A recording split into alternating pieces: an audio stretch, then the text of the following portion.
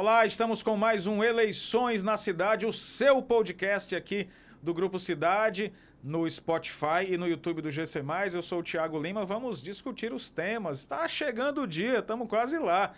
Quase no dia da eleição para prefeito, para escolher os prefeitos em todo o Brasil e também os vereadores. Sempre temos Bianca Saraiva comigo aqui. Hoje, excepcionalmente, ela não vai estar. Estou recebendo o professor Gustavo Cabral, é cientista político, é diretor da Faculdade de Direito da UFC, para conversar com a gente sobre 3 cidades importantes do Ceará, que nós vamos já falar. Deixa eu dar meu alô. Professor, seja muito bem-vindo, obrigado mais uma vez. Muito obrigado, Thiago. Para mim é um prazer estar com vocês aqui novamente e nesta semana tão decisiva, né? Tão decisiva, né, professor? Quem a gente que acompanha muito de perto, né, dá até uma ansiedade, chega logo para a gente saber. Então hoje nós vamos, professor, trazer aqui para a mesa, para os nossos ouvintes e espectadores, para a gente conversar um pouco sobre 3 importantes cidades do Ceará: Caucaia, na região metropolitana, Sobral, na região norte, e Juazeiro do Norte, no Cariri. Quero começar perguntando aqui pelo cenário geral da cidade de Caucaia, né? Qual a influência que Fortaleza tem, até pela proximidade, né? Se os resultados em Fortaleza, se a campanha em Fortaleza afeta de alguma forma a campanha em Caucaia. Bem, Caucaia é o segundo município mais populoso do estado do Ceará, é o único, inclusive, que há segundo turno, né? Justamente porque, de acordo com as normas que regem o nosso processo eleitoral, só há segundo turno nas cidades que não são capitais, que tem mais de 200 mil eleitores. É o caso de Caucaia, né? Daqui a pouco a gente vai falar sobre Juazeiro. Juazeiro ficou ali pertinho, quase, né? Faltaram 700 eleitores, né? Ou seja... na próxima já vai ter, né? Muito provavelmente, né? Então, realmente, Caucaia tem uma importância central aqui no estado do Ceará. Enfim, né, nessa definição. Bom, Caucaia é um município que tem características muito peculiares, né? É um município com a área, enfim, falando de uma perspectiva territorial, muito extensa, né? Então, a gente tem, na verdade, várias micro-territórios dentro do estado, dentro do município de Caucaia, né? Então, você tem, enfim, uma região mais ligada, enfim, né? Enfim, a questão do turismo, enfim, né? Uma região mais ligada ao litoral, né? Você tem uma área que mais próxima, tem um impacto também industrial, próxima à Fortaleza, e que tem, inclusive, problemas que são muito típicos de uma cidade grande, do porto de Caucaia, como violência, enfim. Então, são questões que marcam, da mesma maneira que marcam a cidade de Fortaleza, marcam Caucaia. Então, isso também, se de alguma maneira, impacta, enfim, as campanhas, enfim, as candidaturas, as campanhas e o resultado, né? Caucaia é interessante também, Thiago, que você perguntou sobre a relação, né, com Fortaleza. Isso, com Fortaleza. É muito curioso porque personagens importantes da política fortalezense, digamos assim, também disputaram eleições em Caucaia nos últimos anos, né? 4 anos atrás, o atual governador, Eumano de Freitas, que tinha sido secretário de Educação do município de Fortaleza nos anos Luiziane Lins, foi candidato a prefeito, lá em Caucaia, né? E foi candidato a prefeito de Fortaleza também, em 2012. A gente, assim, já faz tanto tempo, né? E tantas coisas mudaram, mas ele, inclusive, disputou o segundo turno contra o vitorioso Roberto Cláudio. Né? Anos depois, disputou a eleição em Caucaia, 4 anos atrás, e teve um desempenho muito ruim na eleição, né? Ele terminou em 4º lugar, né? Enfim, né? Nesta eleição, nós temos um outro candidato que também disputa pelo Partido dos Trabalhadores, que é, enfim, o Catanho, né? O Catanho que, apesar de nunca ter disputado direto como cabeça uma eleição, inclusive, ele disputou a eleição como suplente de senador, né? Ele foi suplente do ex-senador Eunício Oliveira, hoje deputado federal, né? Mas nunca tinha disputado a eleição. Mas era alguém muito ligado à administração do município de Fortaleza, né? Enfim, ele foi o homem forte da gestão Luiziane Lins aqui na cidade. E dessa vez disputa a eleição em Caucaia. Então, só aí a gente já tem uma relação demonstra muito que próxima, tem uma proximidade, né? Não só geográfica, né? Exatamente. E fora, né, Thiago, e só para fechar esse aspecto, Caucaia se localiza na região metropolitana, a distância para Fortaleza, enfim, é muito pequena em muitas áreas.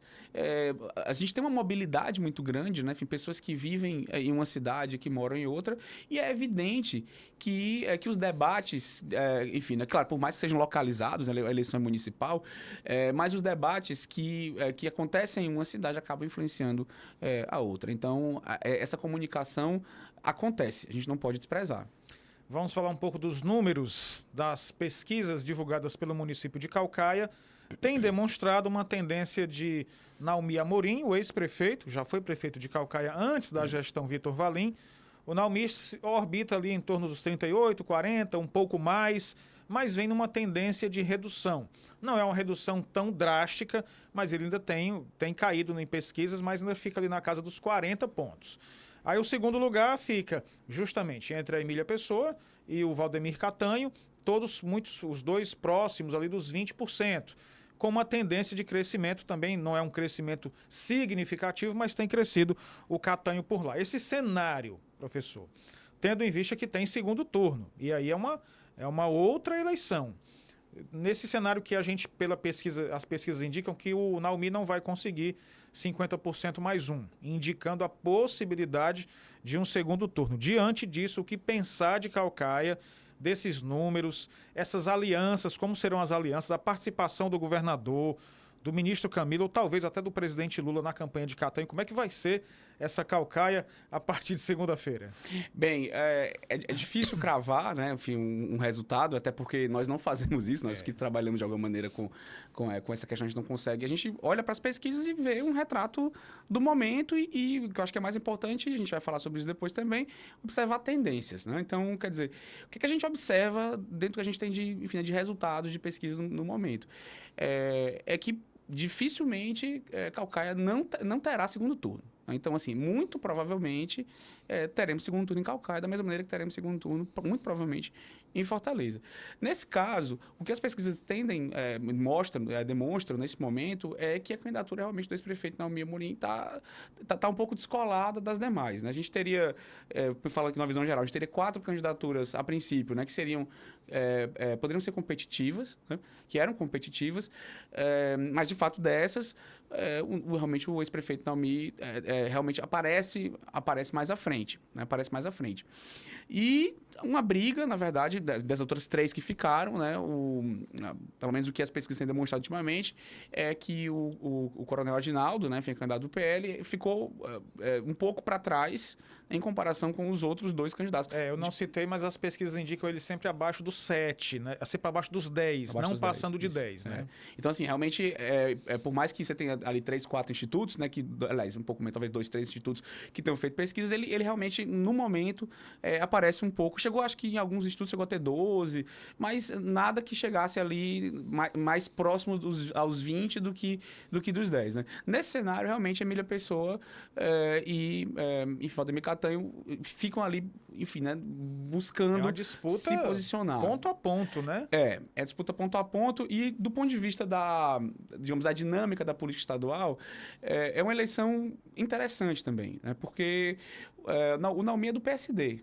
Né, o PSD, que tem como principal liderança política no estado do Ceará, o ex-governador, ex-vice-governador, na verdade. Ex-vice-governador Domingos. Ele não chegou a assumir em definitivo, mas é um deputado, uma liderança importante no estado do Ceará, o ex-deputado Domingos Filho. Então, ele é uma liderança muito importante e o partido dele se posiciona bem em alguns espaços, e Caucaia talvez não. É a principal cidade que o PSD está disputando.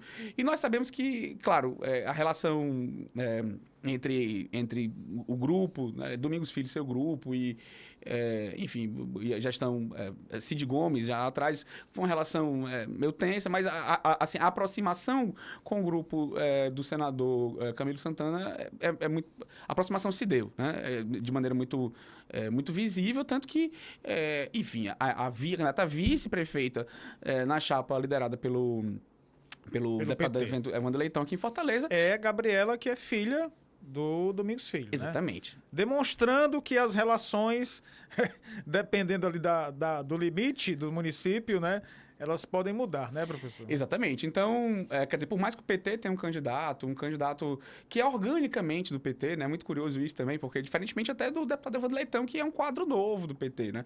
O Catanho é alguém organicamente ligado ao PT. PT raiz. PT raiz, né? Tanto que, assim, que a sua principal, e é um ponto importante, a principal liderança, né, que tem acompanhado todo esse processo é a deputada federal Luiziane Lins, né? De quem ele foi secretário na sua gestão na cidade, né?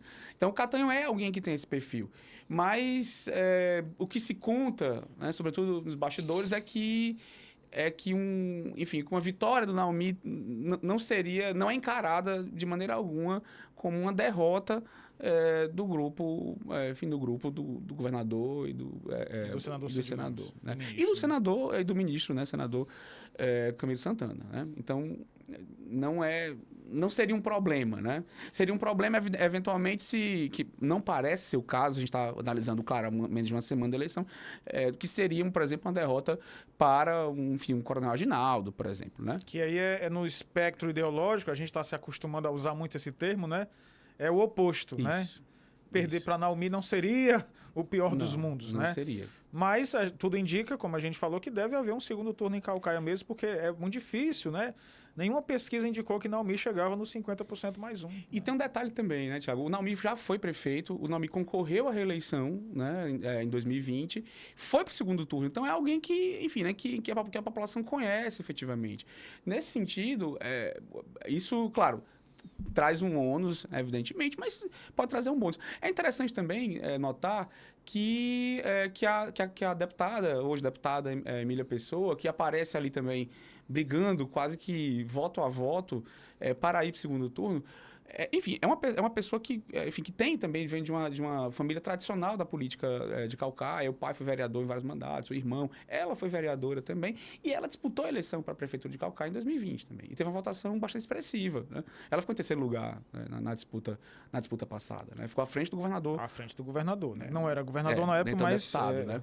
Então é alguém que... Então, quer dizer, você tem vários personagens que têm uma relação, digamos, muito frequente, né, com a política de Caucaia. Diferentemente, por exemplo, do candidato do PT, né? do Catanho, que não tem uma relação orgânica, né?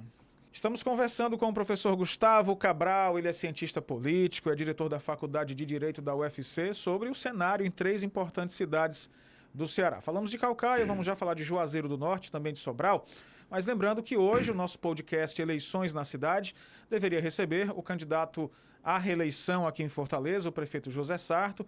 Por ordem de sorteio seria o dia dele, esse sorteio foi feito com as assessorias dos candidatos. A sua assessoria informou que o candidato não poderia vir hoje, era o dia do prefeito Sarto, mas nós não vamos deixar você sem as informações do podcast. Vamos para Juazeiro do Norte agora, professor. Temos 2 candidatos na disputa por lá, Gleidson Bezerra, do Podemos, e Fernando Santana, do PT. As pesquisas indicavam em algum momento passado, que o Gleidson Bezerra poderia vencer no primeiro turno, mas essa tendência já tem diminuído. Ele já está abaixo dos 50%, com uma tendência de alta para Fernando Santana. Juazeiro do Norte não tem a tradição de reeleger seus prefeitos. Eu conversei com ele na Jovem Pan News, professor. Ele também diz, olha, essa tradição não ocorria porque os prefeitos não cumpriam com seus... Claro, ele teve um discurso político, né? Mas e aí, Juazeiro do Norte, mais uma vez, deve ser uma surpresa em não reelegendo ou em reelegendo o seu prefeito, né? Então, Juazeiro é uma cidade muito interessante também, né? Para entender essa dinâmica, né? Primeiro porque é uma cidade muito populosa, com uma quantidade de eleitores muito elevada, como a gente mencionou. Ela não tem, enfim, a possibilidade de ter segundo turno, justamente porque tem menos de 200 mil eleitores, mas ela tem 199.300, né? Quer dizer, por muito Bateu pouco... na trave, né? Muito pouco, né? Então, nesse sentido, a disputa acaba tendo particularidades, né? E por várias razões. Porque não é incomum também, claro, teria que ter um estudo estatístico para comprovar isso, mas não é tão incomum que os candidatos à reeleição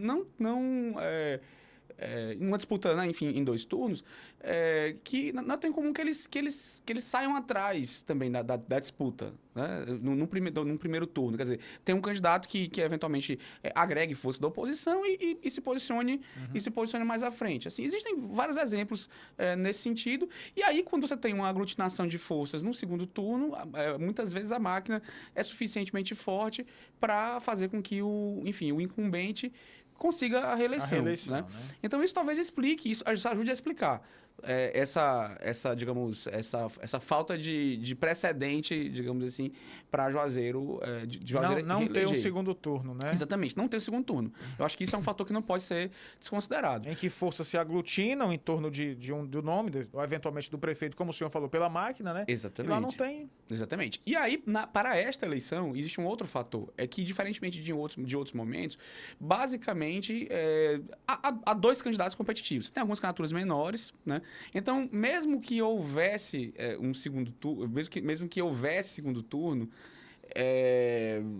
a diferença seria muito pequena também, né? Assim, então a gente tem alguns casos, né, de eleição para governador em que você teve candidato, me lembro de uma eleição para governador do Amazonas, uns 12 ou 14 anos atrás, em que um candidato teve 48% ou 49% dos votos, 49% e outro 48% no primeiro turno, né? Então, quer dizer, um primeiro turno quase com cara de segundo. Um cara de segundo. E aí e você teve uma virada ali, mas uma virada por muito pouco, né? Quer dizer, o sujeito ganhou com 50,5 ou 51 e o outro ficou ali com 49 e pouquinho. Estou querendo dizer que não há segundo turno, evidentemente, mas mesmo que houvesse, seria uma eleição em que dois candidatos disputariam, né? Então a gente tem ali um prefeito que foi eleito como uma surpresa, né? Enfim, foi uma surpresa na eleição passada. A máquina, né? Enfim, quem estava com a máquina era o ex-deputado federal Arnon Bezerra, de uma família muito tradicional, né, da política do Juazeiro, que tinha sido prefeito durante 4 anos, e acabou perdendo a eleição também por um percentual, uma diferença pequena. Então, Gleidson, foi uma surpresa, né? Acabou sendo uma surpresa. Foi um candidato que, durante um período, sobretudo na eleição, se aproximou muito, né, do bolsonarismo, né, sobretudo em 2020. Na eleição de 22, fez movimentos... eu diria, de conciliação, né? Sobretudo a eleição para o Senado, né? Acabou apoiando, né? De maneira muito explícita, né? O então candidato Camilo Santana. Mas neste ano... estão em lados opostos. Em lados opostos, por uma razão muito, muito evidente. O PT tem um candidato, e um candidato que é da região e que tem uma relação também, né, de proximidade muito grande com o governador, que é Fernando Santana, né? E outra coisa, o Fernando teve uma capacidade de aglutinar algumas forças, né, algumas forças políticas, né? A gente nem comenta tanto, mas a candidata a vice, né, do Fernando é a esposa de uma liderança importantíssima em Juazeiro, que é do Raimundo Macedo, né? Enfim, o ex-deputado Raimundão, né? Conhecido como Raimundão. Raimundão, né? Que foi prefeito, né? Que inclusive dizem, é o que contam, né? Enfim, as pessoas da política local, que poderia ter sido reeleito caso tivesse se candidatado à reeleição quando era prefeito, né? Enfim, mas acabou, por uma questão interna, acabou não disputando a sua reeleição. Mas ele é uma liderança política muito forte, né? Professor, eu queria falar o seguinte, os atuais prefeitos, muitos não estão assim com tanta força. Eles foram prejudicados de alguma forma pela pandemia, porque assumiram, não estava no auge, mas ainda era pandemia, 2021, e vinha de um processo difícil, especialmente econômico também, que prejudicou as finanças dos municípios. Esses prefeitos atuais, isso pode ajudar a justificar um pouco o desempenho mais baixo, nas pesquisas especialmente? Eu acho que esse pode ser um dos fatores, né? Mas lembrando que a eleição de 2020 já foi a eleição da pandemia, né? Quer dizer, a gente não imaginava que 2021 seria um ano mais severo, né, da pandemia do que foi 2020. O que nós tínhamos ali em 2020 era um cenário de muitos meses, da economia realmente fechada, né? E boa parte dos prefeitos acabou, né, inclusive se reelegendo, né? Ou conseguindo eleger seus sucessores pelas medidas que tomaram, né? Então, isso tem dados também que demonstram isso, né? Enfim, várias capitais tiveram reeleição ou então continuidade dos seus grupos, como foi o caso, inclusive, de Fortaleza, né? O caso de Fortaleza. Então, a gestão naqueles primeiros meses de pandemia acabou contando muito positivamente. Para fins, na verdade, né, de organização, né, da gestão, é claro que a pandemia, enfim, nós ainda sofremos reflexos da pandemia. Esse parece ser um fator também, né? Agora, em muitas situações, Tiago, a gente já fala sobre Sobral, por exemplo, há um natural desgaste de grupos políticos, né? E aí, quer dizer, cada eleição tem suas características, né? Pensando, por exemplo, uma eleição como Fortaleza. Eu sei que não é enfim, não mostra a nossa conversa hoje. Mas há uma percepção, por exemplo, em muitos segmentos, de que a avaliação da gestão da prefeitura não é uma avaliação negativa, né? Mas há uma avaliação do prefeito assim, é pior do que a avaliação da gestão, né? É uma imagem pessoal de uma Isso. diferenciada da imagem institucional. Da gestão. Então, quer dizer, cabe enfim, a propaganda, o marketing, tentar colar isso, né? Então, isso acontece. Já em outros lugares, a gente vai falar sobre Sobral, por exemplo, depois existe um natural desgaste com o tempo, né? Não dá para falar isso de Juazeiro porque de natural desgaste, porque, de fato, enfim, é um prefeito que assumiu, né? Enfim, tá no primeiro mandato, né? Não vem de um grupo político tradicional, Isso. etc. Mas que também formou um palanque muito, muito curioso, né? Assim, isso é muito interessante, né? Por enfim, pela ausência, né, de outros candidatos, a gente tem basicamente 2 candidatos. O candidato do governo do Estado, né, da máquina do governo do Estado, e que, enfim, né, evidentemente se relaciona também com a máquina federal, né, que é o Fernando Santana.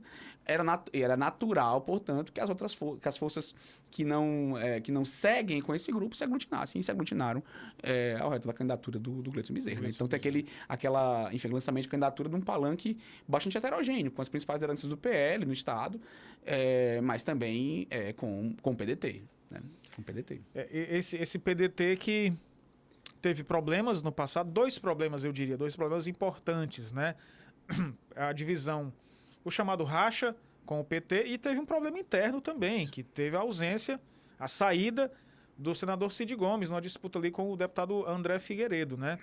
E isso reflete em suas... A minha pergunta, se isso reflete em suas campanhas, porque nós vamos para Sobral agora, nós temos o Oscar Rodrigues circulando ali em torno de mais de 30%, por vezes 40%, e a Isolda Sela, ex-governadora do Ceará, lançada justamente por Cid Gomes e companhia no seu reduto eleitoral, com números ainda baixos, professor. Como é que a gente explica Sobral também, né? É um caso também interessante, diferente. Como é que explica Sobral com tanta tradição da família Ferreira Gomes, apoiando Isolda Sela, mas as pesquisas não indicam, lá não tem segundo turno, né? É importante lembrar, não indicam uma subida, uma crescida, uma alta de Isolda Sela.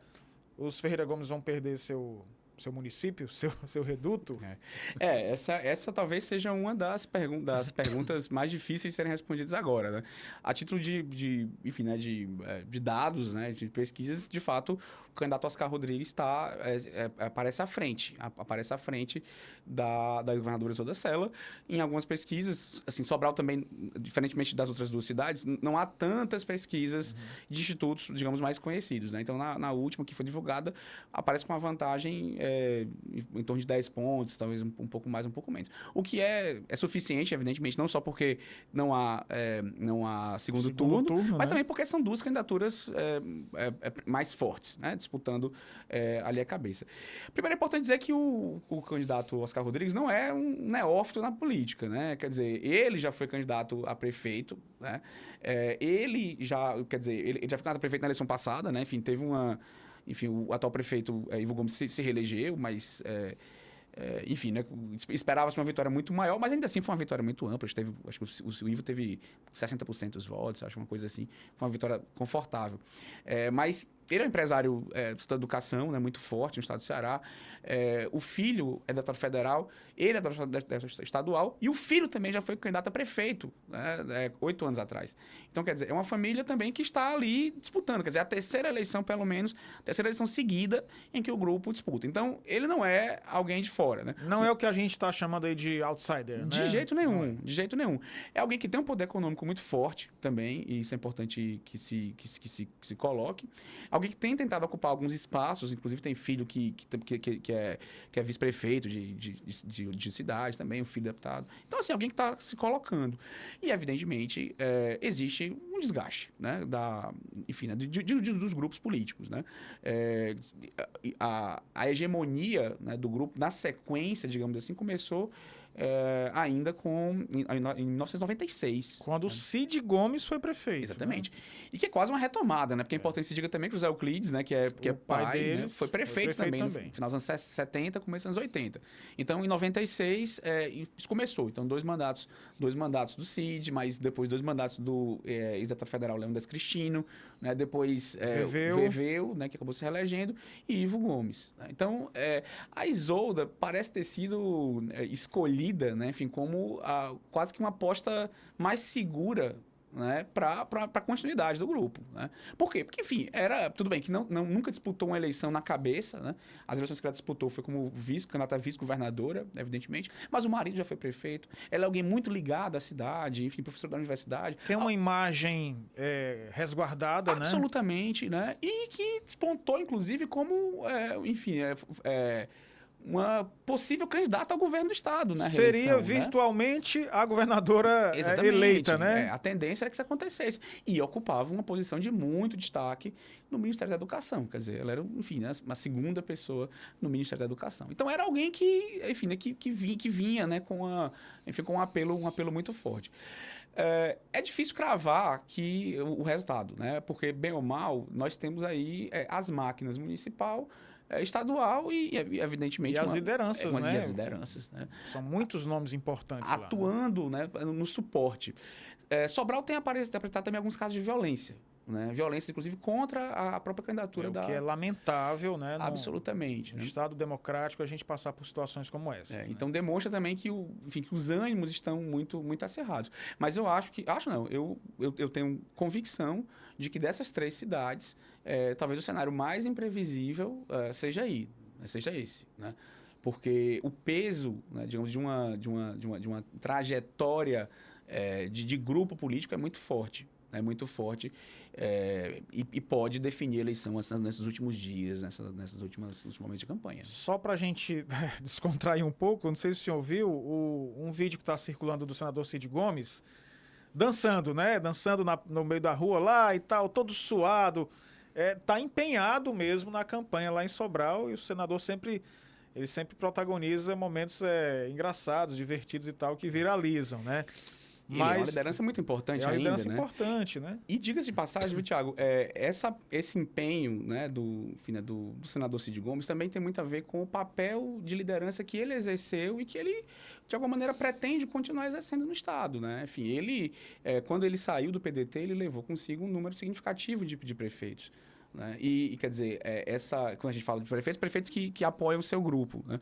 Então, esse movimento, né, e essa, digamos, você ter prefeitos que estão no seu grupo político cacifam a liderança, enfim, né, para vários movimentos. Né? É importante lembrar que daqui a 2 anos nós teremos a renovação, né, da representação dos estados no Senado, e é o momento em que vai se encerrar esse primeiro mandato de Cid Gomes no Senado. Né? Então, a pergunta que fica também, né, quer dizer, será Cid Gomes candidato à reeleição no Senado? E como chega, né? E como chega, porque, quer dizer, perder em Sobral...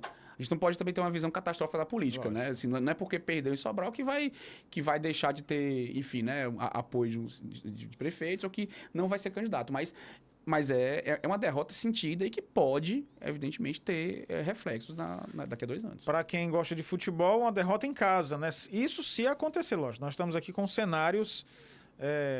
conjecturando alguns cenários para você se deleitar. Para quem gosta de política, nós estamos aqui com o podcast Eleições na Cidade, que está no Spotify e também no YouTube. Toda semana a gente está aqui com algumas informações e nesta semana, nessa reta final, para as eleições municipais.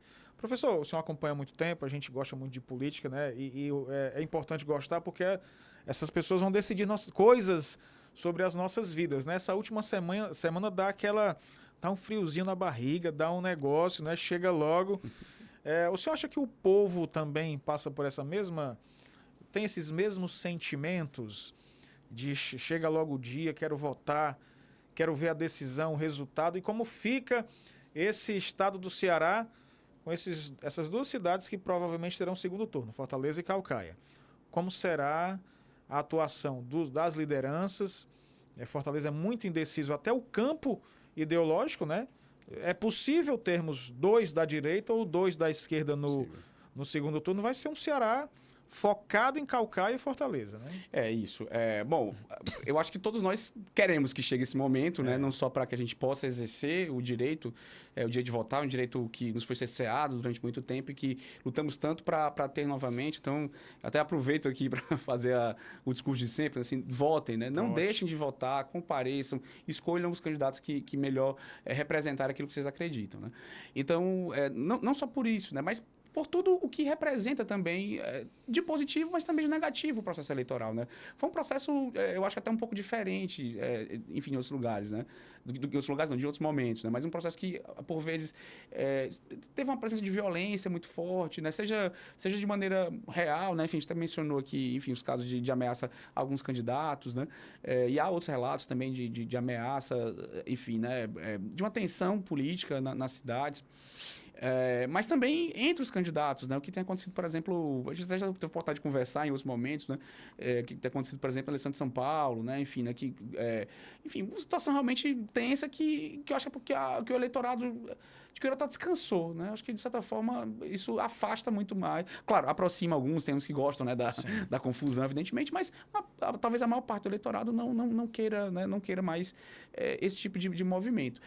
Então, nesse sentido, para algumas pessoas acaba sendo também sabe, um alívio. Um alívio, né? Um alívio, Ufa, né? passou. Né? Evidentemente, uma definição também para os próximos 4 anos, né? Em que a gente espera, no caso municipal, né? Mas em que a gente espera que, de fato, daqui a 2 anos, né? Nas eleições estaduais e eleições gerais, a gente tenha, enfim, e também nas próximas eleições municipais, a gente tem um outro perfil, né? Com debates mais propositivos, a gente consiga entender o que os candidatos querem e pensam, né? Para suas cidades. Então, trazendo isso para a segunda parte do seu comentário, eu não espero realmente nesses últimos dias que os candidatos de fato discutam propostas como a gente gostaria. Isso não vai acontecer, né? Aquela coisa que não aconteceu até agora, então é muito difícil que aconteça agora. Então, isso é muito mais esse movimento em que, por exemplo, as lideranças, de fato, exercem um papel muito forte, tanto para o público, né, assim, com as inserções em rádio e TV, em rede social. A gente tem visto isso, né? Quer dizer, muitas cidades em que não há propaganda eleitoral na TV, mas você tem vídeo circulando na internet. Essas lideranças gravam o rádio local, né? O rádio local. Gravam vídeo de apoio, mensagens, né, enfim, né, de áudio, né, em apoio meu candidato é fulano, é cicrano, né? Então, isso, claro, com toda, enfim, o propósito, né, digamos, de plantar um tabuleiro para daqui a 2 anos. Afinal de contas, os prefeitos são cabos eleitorais muito importantes para as eleições estaduais, né? Não só de governador e senador, mas também de deputados. Então, é esse o papel. E, evidentemente, por parte dos candidatos, a gente vai ter esse movimento de busca das lideranças locais, né? Aquelas que já não fecharam, mas de manutenção dos apoios, dos acordos que foram feitos, né? E buscar o eleitor indeciso, porque uma parte significativa do eleitorado deixa para decidir, enfim, o seu voto de última hora. Sobretudo nas eleições proporcionais, no caso deste ano, eleições para vereador. Né? Então, essas lideranças também que estão, enfim, que buscam, né, se posicionar para definir, enfim, a composição da Câmara, né, etc., acabam também tendo um papel muito forte nesse sentido. E isso pode indicar também a partir de movimentos, né, quer dizer, candidatos que até são filiados, estão em alianças, né, com outro candidato, podem ter movimentos, né, digamos, de aproximação, né, por assim dizer. Depende do momento, né? Com grupos que não são aqueles seus grupos de origem. Né? Então, são dias em que esses movimentos acontecem e que, ao final, Thiago, é isso que vai definir a reta final da eleição. Né? É por isso que as pessoas criticam tanto, muita gente critica tantas pesquisas, né? Mas as pesquisas são retratos de tendências. né? Alguém pode até dizer, tendências que são geradas pelas próprias pesquisas, não é bom? Mas isso seria um outro debate. Outra história. Outro debate. Mas é a percepção da tendência. E se nós que estamos fora, né? Ou aquele dentro fora, né? Que, no caso de vocês que, enfim, que cobrem eleições, eu na universidade, temos essa percepção, aqueles que estão dentro do processo que estão vendo ainda mais, né? Então, eles se utilizam das pesquisas, sobretudo as internas, aquelas a que nós não temos acesso, para perceber as tendências. Isso vai calibrando, enfim, o movimento de propaganda eleitoral, mas também vai orientando os movimentos de aliança nesses últimos dias de campanha. O professor Gustavo Cabral conversando conosco aqui sobre as eleições, especialmente em 3 municípios, Juazeiro do Norte, Sobral e Caucaia, mas obviamente esse tema ele vaza, ele expande. Professor, nesses 3 municípios que são tão importantes e populosos, não tem a dimensão de Fortaleza, de uma metrópole, mas são cidades importantes. A polarização, isso que é essa disputa nacional, os temas nacionais, eu estou falando, obviamente, todo mundo sabe, Lula, Bolsonaro, Bolsonaro, Lula. Essa polarização, ela chega, né, nesses 3 municípios, levando em conta essas características que eu falei, são cidades médias, né? Não são metrópoles, não é uma metrópole como Fortaleza, mas são cidades importantes nas suas regiões e com uma população também importante. Essa polarização chega lá, ela influencia. É um fator. Eu acho que é inegável que a polarização é um fator. Agora, num estado como o Ceará, a polarização acaba tendo e sobretudo em uma eleição majoritária, né, como eleição para prefeito, ela acaba tendo um impacto, me parece, um pouco mais reduzido, né, do que seria em estados em que há uma divisão maior, né? E por que isso? Enfim, né, os resultados das eleições presidenciais de 2022 aqui no estado do Ceará demonstram uma força muito grande, se você compara os dois principais atores, né, digamos assim, grupos políticos nacionalmente, né, que seriam, enfim, né, Lula, lulismo de um lado, né, e o bolsonarismo de outro, uma preponderância muito forte enfim, né, de Lula em relação a Bolsonaro, né? Então, evidentemente, um candidato que queira vencer uma eleição majoritária aqui no estado do Ceará, dificilmente poderia se apegar muito diretamente a uma candidatura, ser uma candidatura bolsonarista, né? Aqui vamos tomar um exemplo de Fortaleza, por exemplo. Enfim, não há, é inegável a relação do deputado federal André Fernandes com o Bolsonaro e o bolsonarismo. Assim, não só de partido, mas ele usa isso. Ele usa isso. Mas se você para pensar e analisar friamente, ele usa muito menos, né, do que, por exemplo, Evandro usa a figura de Lula. Porque Lula é um eleitor, né, muito mais influente aqui no estado do Ceará do que é Bolsonaro. Isso pode funcionar e funciona de maneira muito, muito consistente na eleição majoritária, em que você precisa conquistar aquele seu eleitorado, aquele seu nicho e ponto final, né? Agora, uma eleição que quer vencer e que tem chance de vencer, como é o caso da eleição da candidatura de André Fernandes, não pode se dar, digamos assim, ao luxo de levar a polarização às últimas consequências. Mas é um tema da campanha. Nas 3 cidades, a gente tem cenários assim, até um pouco distintos, né? Quer dizer, pensando, por exemplo, em Sobral, a candidatura de Oscar Rodrigues é uma candidatura que se aproxima muito mais, digamos assim, do bolsonarismo, mas ele não explora tanto isso também, né? Isso acaba sendo explorado pelo adversário, né? Então, a polarização é um fator da campanha, mas muitas vezes não tanto pelo titular, né? Mas quase como muitas vezes uma acusação. Né? Uma acusação. Em Caucaia, a gente tem existe uma candidatura que a gente mencionou do Coronel Aginaldo, que é uma candidatura muito organicamente ligada ao bolsonarismo, né? O Coronel Aginaldo é, de fato, uma candidatura bolsonarista. Absolutamente. Né? Enfim, para quem não sabe, ele é esposo da deputada federal Carla Zambelli, que é uma expoente, né, digamos assim, apesar de terem ela e Bolsonaro pessoalmente terem tido alguns aconteceram entreveiros, né? Mas assim, organicamente ligada, né? E Caucaia, curiosamente, é uma cidade em que, se você compara com outros municípios, o Lula é menos popular em Caucaia do que em outras regiões, do que, por exemplo, em Sobral ou mesmo em Juazeiro. O mesmo em Juazeiro.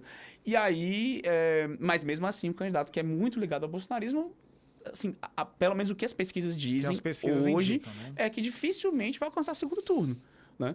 Indicando que em Caucaia essa polarização, né, É percebida de outra maneira. de outra maneira. É de outra maneira. Em Juazeiro, isso acaba sendo muito evidente, porque você tem duas candidaturas, quer dizer, uma do PT, outra do PL. O Gleidson foi alguém que se elegeu com muita, enfim, né, com muita ênfase, digamos de alguma maneira, no bolsonarismo, mas que, assim, apesar de não negar, né, de maneira muito veemente neste momento, não faz disso o seu principal trunfo, né? Então, eu te responderia que a polarização está presente, é inegável que está presente, mas ela acaba sendo um dos muitos fatores. Porque também, Thiago, e acho que é importante colocar isso, até para a gente, né, caminhar, né, é que a eleição municipal, na eleição municipal, o eleitorado está muito preocupado com problemas da cidade.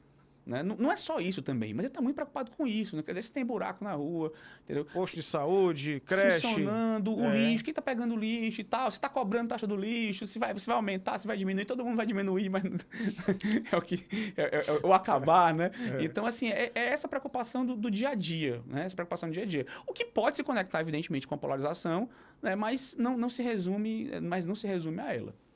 Quero agradecer demais, professor Gustavo Cabral, cientista político, diretor da Faculdade de Direito da UFC, que gentilmente veio conversar conosco aqui. E agradecer a você que nos acompanha, seja no Spotify, seja no YouTube. Tá chegando o dia e a gente vai acompanhar tudo aqui no Grupo Cidade. Professor, muito obrigado mais uma vez. O papo sempre é bom, o tempo voa, né? Muito obrigado, Thiago, e enfim, né, aos ouvintes. E é isso, a eleição chegando. Votem, escolham os candidatos e candidatas que, enfim, melhor representam aquilo em que vocês acreditam e vamos em frente. Obrigado, professor. Então é isso. Até a próxima. Muito obrigado pela companhia de todos vocês no Spotify, no YouTube. Até a próxima com mais um Eleições na Cidade. Tchau, tchau.